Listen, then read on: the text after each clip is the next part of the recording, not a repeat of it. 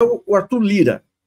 E aí nós temos, hoje eu fiz um artigo meio pesado, chamando ele de a sétima praga do impeachment, a tal da chantagem que ele fez aí em cima do governo. Aí. Um dos dados que a gente publicou é que nos Estados Unidos e outros países, as emendas parlamentares representam 1% do orçamento. Aqui, 28%. Aqui, 28%. Depois eu recebi recados de pessoas que têm contato com eles, com o Ricardo Barros, ou seja, aquela parte barra pesada do Centrão, dizendo que foi um jogo de cena dele, porque tem uma pressão muito grande dos evangélicos e da bancada ruralista, e o BBB.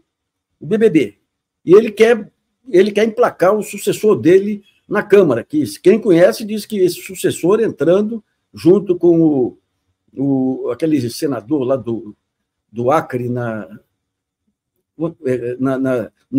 no Senado, aí, na presidência do Senado, você vai estar numa situação enrolada aí. Bom, o nosso primeiro entrevistado é Francisco Fonseca. Ele é professor de Ciência Política na PUC São Paulo e na Fundação Getúlio Vargas de São Paulo. Opa! Francisco, obrigado aí por ter aceitado o nosso convite. Eu estou meio gripado aqui.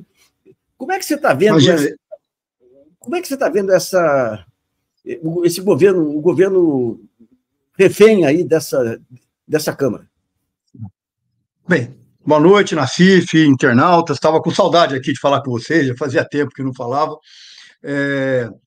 Acho que, antes de tudo, esse é um tema dos mais cruciais da vida política brasileira. Nós vivemos uma espécie de parlamentarismo, de emendas, que está baseado na chantagem. Né? É um modelo político que vem se desenvolvendo no Brasil, particularmente a partir do Temer, se aprofundando, se sofisticando, né? A ponto de o acesso ao orçamento ser cada vez maior. Você acabou de dar um número aqui, 28%, é um número gigantesco, uma coisa completamente absurda desse ponto de vista. E isto gera um conjunto de irracionalidades, de um lado, do ponto de vista das políticas públicas, e de desigualdade política. Bom, o que são as irracionalidades? Os lugares, vou dar um exemplo aqui, o Vale do Jequitinhonha, um dos lugares mais pobres do país, em que eventualmente não tenha parlamentares, ele também não tem quem vai levar emendas parlamentares. E aí vamos pegar um outro exemplo, vamos pegar lá o Triângulo Mineiro, que tem muito dinheiro, que elege muitos parlamentares.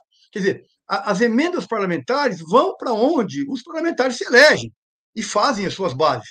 Isso não é racional do ponto de vista dos recursos públicos nem das políticas públicas, porque aonde mais precisa não tem representação e, portanto, as políticas públicas muitas vezes não chegam. Então, esse é um primeiro ponto deste semi-parlamentarismo de chantagem, de emendas, né, que traz uma irracionalidade na lógica do orçamento. Mas político terrível, que é o Centrão, o chamado Centrão, faz a cada legislatura cerca de 300 parlamentares. Ou seja, tem maioria. Isso não é uma coincidência, porque estes recursos públicos vão irrigar grandes negócios nestes currais. E isto não tem nada a ver com aquilo que a grande mídia chamava de fisiologismo. Põe a mãe, põe o tio. Nós estamos falando de negócios bilionários. Você acabou de dar um nome aqui do Ricardo Barros, ministro da Saúde do Temer, líder do governo Bolsonaro, que é um agenciador completo de hospitais na área de saúde. Ele é dono de hospital, assim como o Lira. Enfim, então, isto garante o quê? Uma reprodução de uma elite política arcaica, né, com dinheiro público. Então, esse é um sistema absolutamente irracional do ponto de vista das políticas públicas e injusto do ponto de vista do jogo democrático, das regras democráticas. Francisco, mas você pega o Barros aí, o Barros ele se especializou em pegar remédios de alta complexidade, suspendeu o contrato, remédio para tratamento de criança com câncer, tudo, suspende o contrato, cria uma carência e daí ele pode fazer uma compra sem licitação. Ele fez isso com crianças com câncer. Por aí você vê o nível desse pessoal. Né? E por onde que viria uma reação? Porque o Lula está cedendo em relação aos militares, cedendo em relação ao Congresso, em relação ao mercado. Ele assumiu numa situação de muita fragilidade. Até quando que você acha que vai isso aí?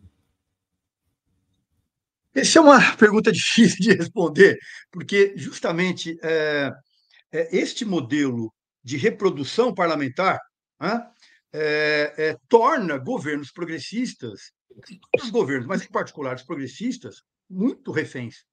Né? Reféns deste jogo, eu repito, o Centrão é um agenciador de grandes negócios, não Sim, negócios paroquiais, de negócios bilionários e que podem ser, inclusive, negócios legais, não apenas os ilegais. Né?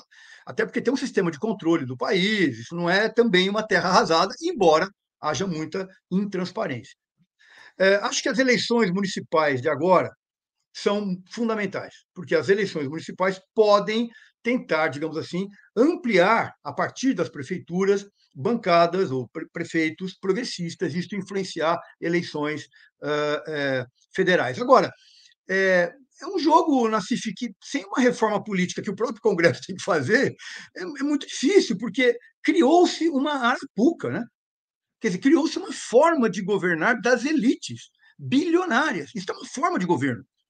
Já foi dito várias vezes, é curioso que membros do Supremo falam semi-presidencialismo, semi-parlamentarismo. Nós estamos vivendo isso. Estamos claro. vivendo isso da pior maneira possível. Um sistema político em que o Congresso deixa de exercer o seu direito legítimo, como diz o Lira, né? O discurso ontem do Lira. O Congresso não é um carimbador, tá certo, não deve ser. Só que esta fala dele encobre, né? Na verdade, o quê? Uma chantagem. Na verdade, não é para ser carimbador, mas o Congresso deixa de discutir grandes temas. O Congresso se transformou num lugar de lobbies bilionários. Eu queria insistir nesse tema. Nós estamos falando de dinheiro grosso, bilionário. Eu vou dar um exemplo aqui do impacto que isso tem. Eu sou da universidade. A universidade está sendo contingenciada com as verbas do CNPq e da CAPES para bolsas de estudos para alunos que precisam de bolsas. Da onde está tirando? Por que está tirando dinheiro dali? Porque tem que ampliar essa, porque é crescente. A cada ano o Centrão quer mais.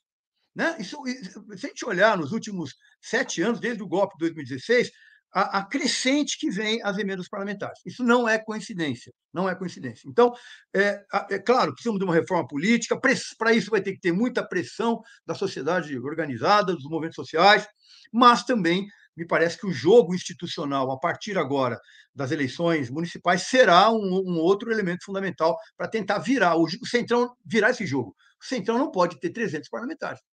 Né? O É governo isso. Lula tem quanto? 150, estou exagerando, 120 parlamentares. Né? São governos minoritários. O sistema político brasileiro forma governos minoritários. E a maioria é uma maioria de negócios. É uma É isso. perversão do sistema político brasileiro.